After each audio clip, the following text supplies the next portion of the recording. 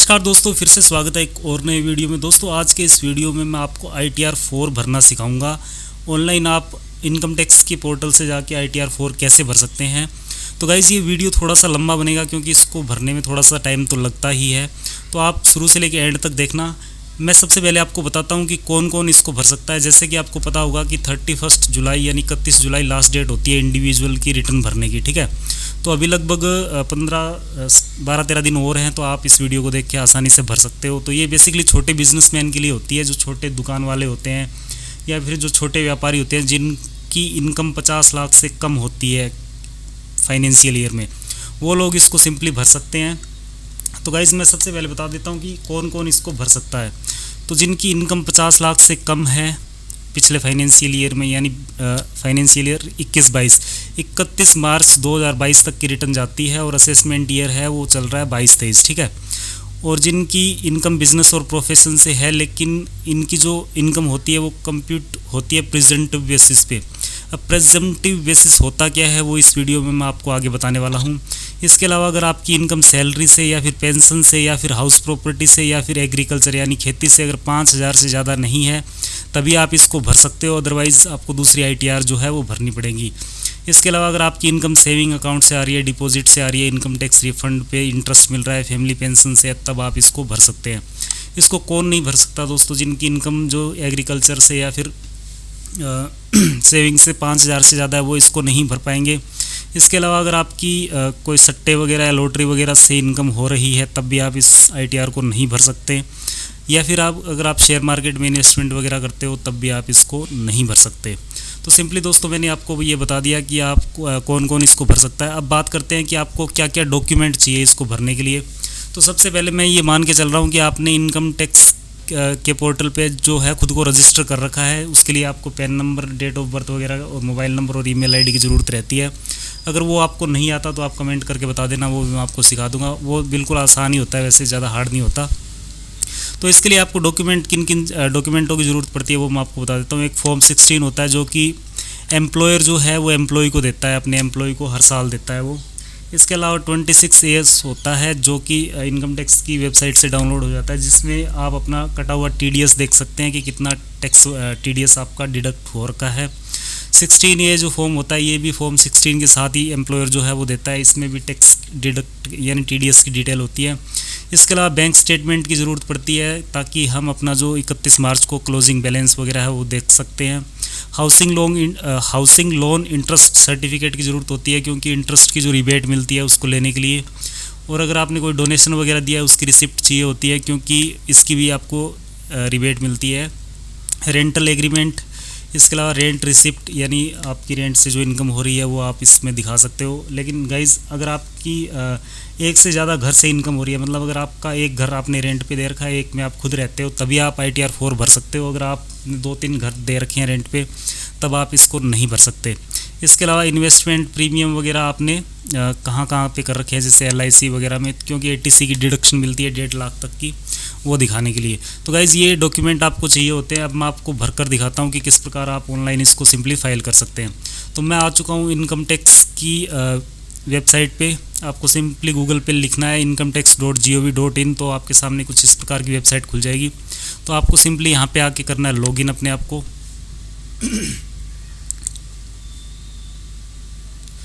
तो लॉगिन करने के लिए गाइज़ आपको यहाँ पे आपका पैन नंबर डालना पड़ता है। तो मैं डाल देता हूँ अपना पैन नंबर। यहाँ से कर देना आपको सिंपली कंटिन्यू, और कंटिन्यू करने के बाद यहाँ पे आपको अपना पासवर्ड डालना पड़ता है। पासवर्ड डालने के बाद please confirm your secure access message, जो ये चेक बॉक्स होता है इसको टिक करना होता है और इसके बाद सिंपली यहाँ से करना होता है कंटिन्यू। तो जैसे ही आप कंटिन्यू करते हो तो आपके सामने कुछ इस प्रकार का डैशबोर्ड जो है वो खुल के आ जाता है। तो आपको यहाँ पे दिखेगा file your return for the year ended on 31 March 2020 for assessment year 22-23। तो यहाँ से आपको करना है सिंपली फाइल नाउ पे क्लिक। फाइल नाउ पे क्लिक करने के बाद यहाँ से असेसमेंट ईयर सेलेक्ट करना है जो कि करंट का चल रहा है 22-23। यहाँ से आपको 2 प्रकार के मोड मिलते हैं, एक तो है ऑनलाइन मोड और दूसरा है ऑफलाइन मोड। तो अगर आप ऑफलाइन में भरना चाहते हो तो यहाँ से एक फॉर्म डाउनलोड हो जाएगा, उसको आपको भर के इसी वेबसाइट पे अपलोड करना होता है, लेकिन वो ज़्यादा झंझट वाला काम है। इससे अच्छा ऑनलाइन मैं रिकमेंड कर रहा हूँ और ऑनलाइन ही इनकम टैक्स डिपार्टमेंट ने जो है वो रिकमेंडेड कर रखा है। तो ऑनलाइन पे यहाँ पे क्लिक करेंगे और यहाँ से सिंपली कर देंगे कंटिन्यू। अब अगर आपने जैसे थोड़ी बहुत पहले भर रखी हो तो यहाँ पे आपके ड्राफ्ट में दिख जाएगी, अदरवाइज़ आपको स्टार्ट न्यू फाइलिंग पे क्लिक करना है।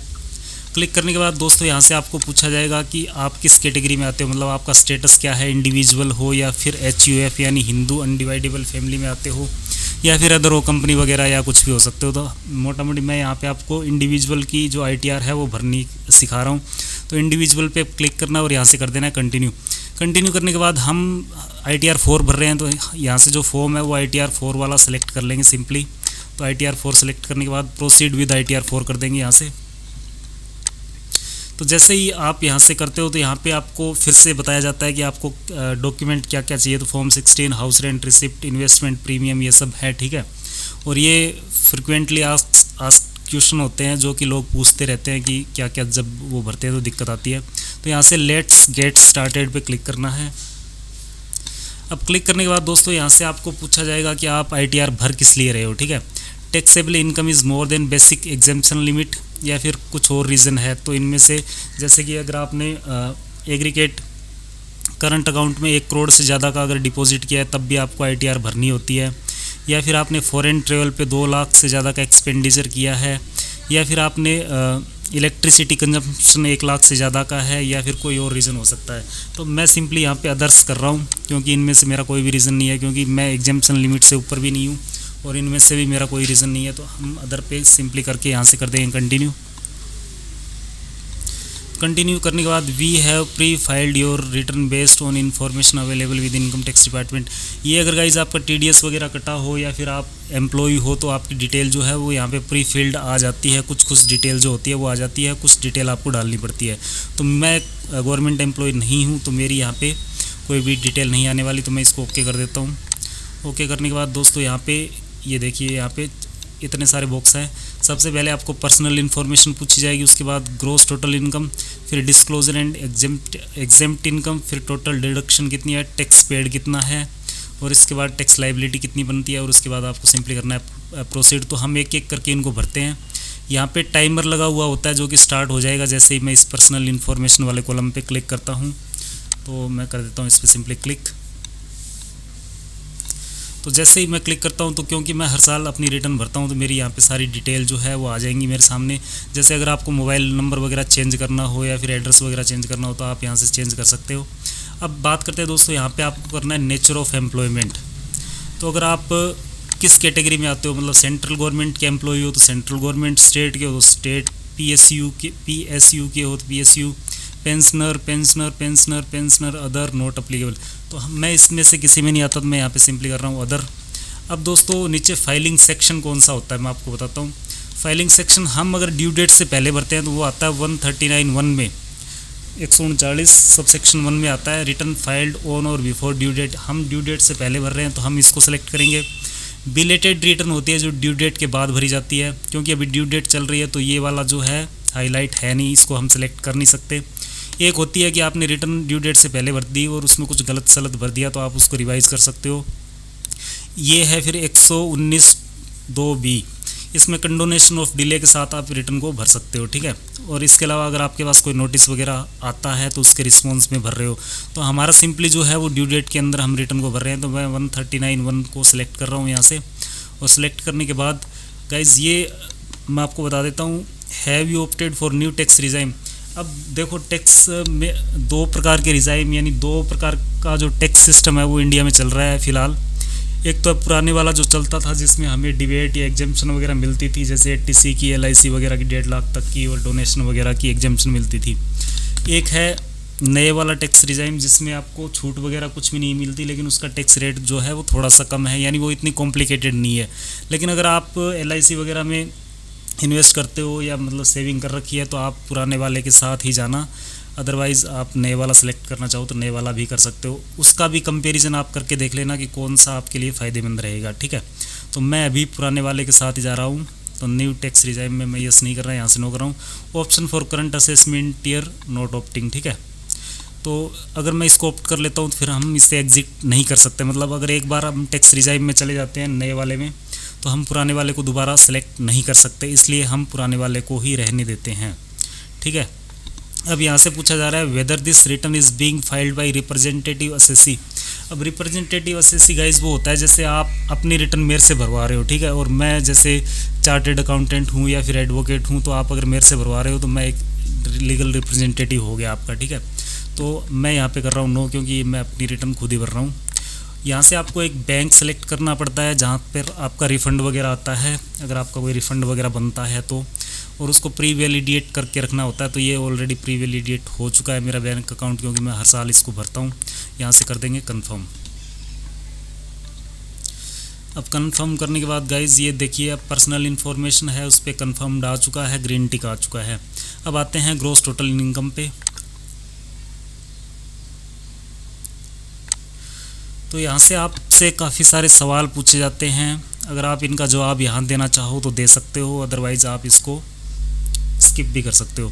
अब जैसे इसमें ये पूछा जा रहा है are you eligible to claim exemption in respect of expenditure incurred on cost of travel और टूर और transfer, maintenance of uniform etcetera. ये गाइस उन लोगों के लिए होता है जो कि सैलरीड पर्सन वगैरह होते हैं, तो मुझे इनमें से कुछ भी नहीं मिलता, तो मैं इनको स्किप कर रहा हूँ अभी के लिए।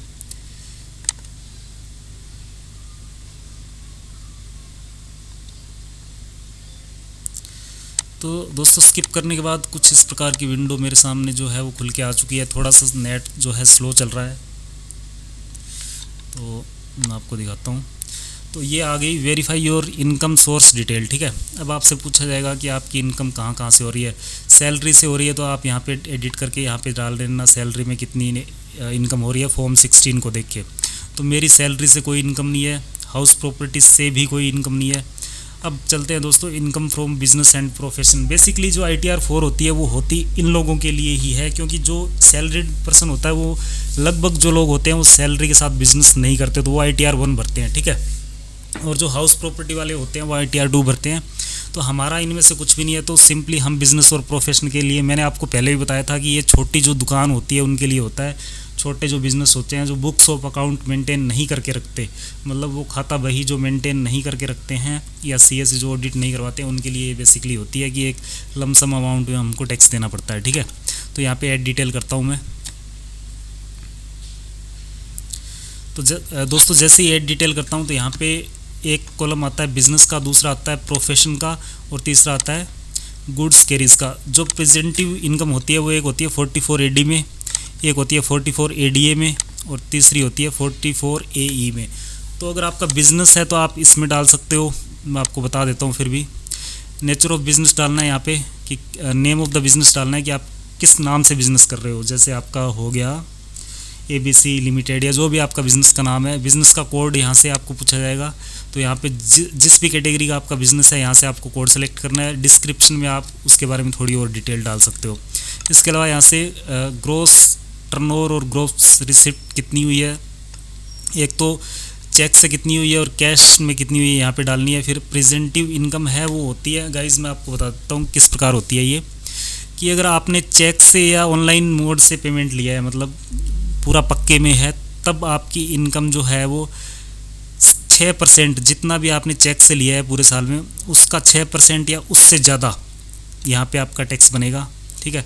और अगर आपने कैश में लिया है तो 8% या उससे ज़्यादा। अगर आप उससे कम दिखाना चाहते हो, अगर मान लीजिए आप ये कहते हो कि मेरा जो प्रॉफिट है, आपने जैसे 1 लाख रुपए का चेक से पेमेंट लिया एक साल में, लेकिन आप कह रहे हो कि मेरा प्रॉफिट उसमें 3% है, तब आपको ITR 4 नहीं भर सकते और आपको CA से ऑडिट करवाना पड़ेगा। ठीक है।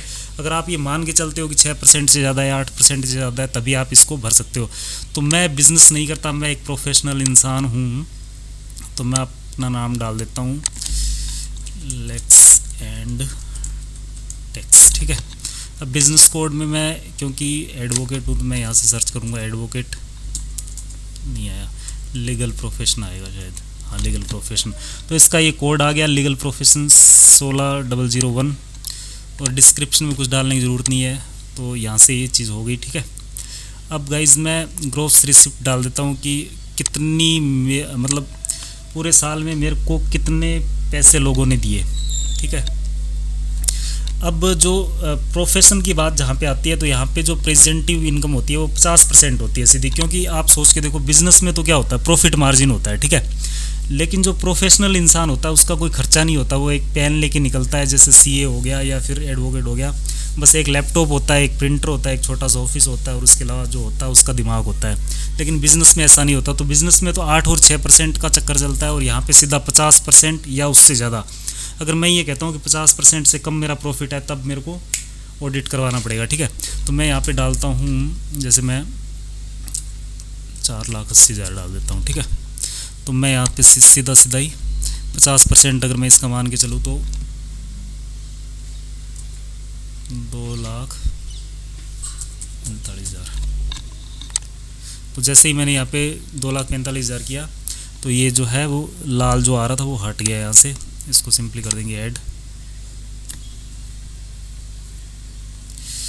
तो दोस्तों अब मैं आपको दिखाता हूँ नीचे करके, थोड़ा सा नेट स्लो है, मैं आपको फिर बोल रहा हूँ।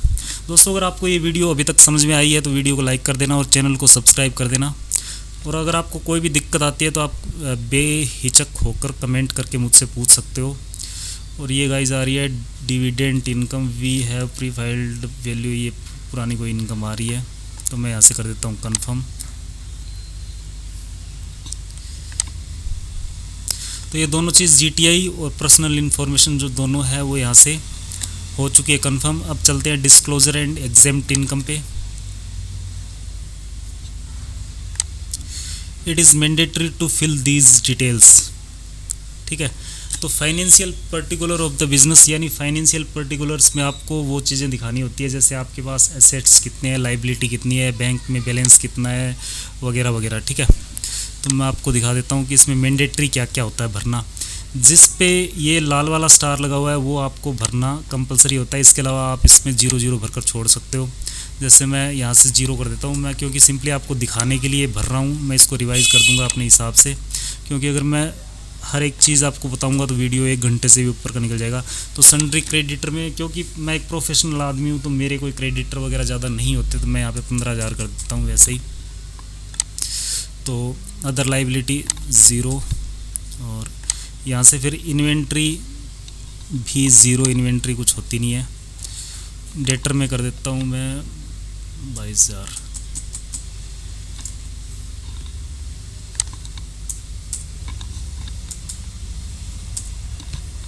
ठीक है। कैश इन हैंड की बात करें तो 90,000 कर देता हूँ मैं। और थोड़ा सा इसमें फिक्स्ड एसेट्स भी डाल देते हैं, जैसे टेबल चेयर वगैरह हो गई, तो यहाँ पे 50,000 के डाल देता हूँ मैं।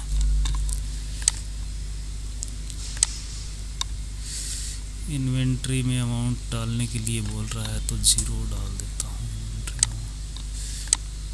तो गाइज़ ये हो गया अपना फाइनेंशियल पर्टिकुलर। इसमें आपके पास जो जो है, जितनी डिटेल आपको याद है उतनी डालनी है। जैसे अगर आपकी दुकान वगैरह है तो उसमें तो बहुत सारा स्टॉक होता है इन्वेंट्री में, तो उस हिसाब से डालना है। उसमें आप पार्टनर की कैपिटल वगैरह कितनी है, एडवांस कितना दे रखा है, क्योंकि बिजनेस होता है उसमें लोन भी होता है, क्रेडिटर्स भी होते हैं, डेटर्स भी होते हैं, अदर लाइबिलिटी भी होती है, इन्वेंट्री भी होती है, स्टॉक भी होता है, बैलेंस विद बैंक्स भी होता है। बैंक में बैलेंस कितना होगा उस टाइम 31 मार्च 2022 को आपको जितना भी आपके बैंक में बैलेंस था, जितने भी आपके अकाउंट है उनमें सबका मिला के यहाँ पे टोटल करके डाल देना है। तो मैं यहाँ से डाल देता हूँ 5,000। यहाँ से कर देंगे सिंपली इसको ऐड करने के बाद यहाँ से कर देंगे कंफर्म।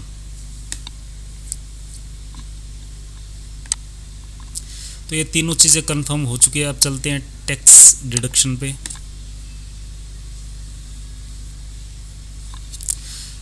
अब दोस्तों डिडक्शन में आपको 80C की डिडक्शन मिलती है 1.5 लाख तक की, ठीक है। अगर आपकी है कोई, जैसे इंश्योरेंस वगैरह आपने ले रखा है, उसका जो प्रीमियम जाता है 1 साल में जितना प्रीमियम गया है उसकी डिडक्शन आप ले सकते हो, या फिर आपने कोई डोनेशन वगैरह दिया है उसकी डिडक्शन आप यहाँ पे ले सकते हो। तो मेरा इनमें से कुछ भी नहीं है, 80C वगैरह में भी नहीं है, प्रोविडेंट फंड में भी नहीं है।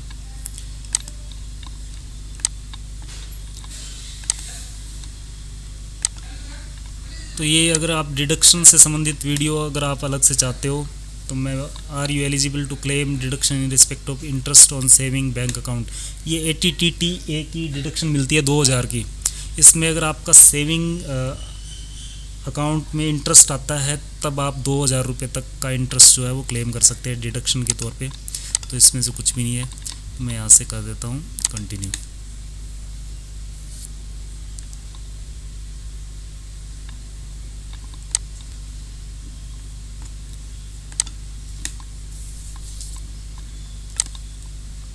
तो गाइज ये चारों चीज़ें जो कंफर्म हो चुकी है, अब बात करते हैं टैक्स पेड की।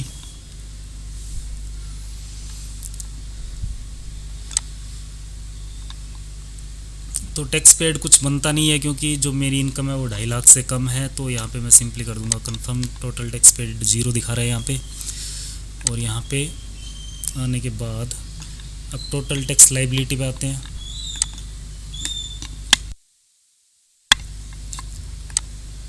तो ये मेरी हो गई कंपटीशन ऑफ इनकम। इसमें ग्रॉस टोटल इनकम आ गया, टोटल डिडक्शन जो है 0 थी, और tax payable on total income 0%, मतलब 0 बना है क्योंकि 2.5 लाख से ऊपर नहीं है। 87A की रिबेट मिल जाती है यहाँ पे अगर टैक्स बन रहा होता तो, ठीक है। यहाँ पे कुछ भी नहीं है, सेस वगैरह मिला के सब कुछ 000 है। ये वैसे आप नील रिटर्न मान सकते हो, लेकिन अगर आपको फिर भी कोई दिक्कत आती है तो आप कमेंट कर देना, मैं आपको समझा दूंगा अच्छे से। कोई दिक्कत वाली बात है। यहाँ से करना है सिंपली कन्फर्म। कन्फर्म करने के बाद गाइज यहाँ से करना है प्रोसीड। अगर इसमें कुछ एरर हुआ तो वो भी ये बता देगा बाद में। यहाँ से प्रीव्यू करेंगे रिटर्न को, और ये मेरा नाम आ गया, फादर का नाम। और यहाँ पे अगर आप खुद भर रहे हो तो सेल्फ करना है, अदरवाइज़ यहाँ पे रिप्रेजेंटेटिव कर सकते हो। TRP कोई है नहीं, यहाँ से प्रोसीड टू प्रीव्यू कर देंगे। तो ये सारी डिटेल आ जाती है जो हमने भरी है। इसको आपको अच्छे से चेक कर लेना है कि आपने जो भरी है डिटेल वो ठीक है बिल्कुल। और उसके बाद आपको सिंपली यहाँ से कर देना है प्रोसीड फॉर वैलिडेशन। तो इसमें ये कह रहा है कि एक एरर मिला है इनको, country code in mobile number 2 is mandatory, ठीक है। तो इस एरर को हटा देंगे, यहाँ से सिंपली करेंगे इस पर क्लिक, तो ये वहीं पे रीडायरेक्ट कर देगा। तो यहाँ पे डालना है कंट्री कोड। ये वैसे ऐसे ही डाल रखा है, मैं इसको हटा देता हूँ, नंबर को ज़रूरत नहीं है इसकी। एरिया और लोकेलिटी,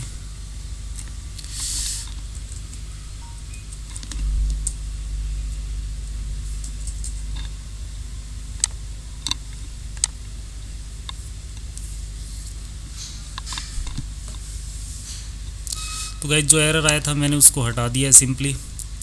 अब यहाँ से कंफर्म कर देंगे। तो ये देखिए सारी चीज़ें यहाँ पे कंफर्म हो चुकी है। फिर से प्रोसीड करेंगे यहाँ से। अगर कोई भी एरर आ रहा है तो ऐसी कोई घबराने वाली बात नहीं है, आपको पीछे जाना है, उसको ठीक कर देना है। प्रीव्यू फिर से करना पड़ेगा एक बार क्योंकि हमने कुछ अपडेट किया है इसमें। और यहाँ से प्रोसीड टू प्रीव्यू करेंगे। तो ये सारी डिटेल आ चुकी है। फिर से हम वैलिडेट करके देखते हैं कि कुछ और एरर है क्या इसमें। तो इस बार नहीं होना चाहिए कुछ भी। ये देखिए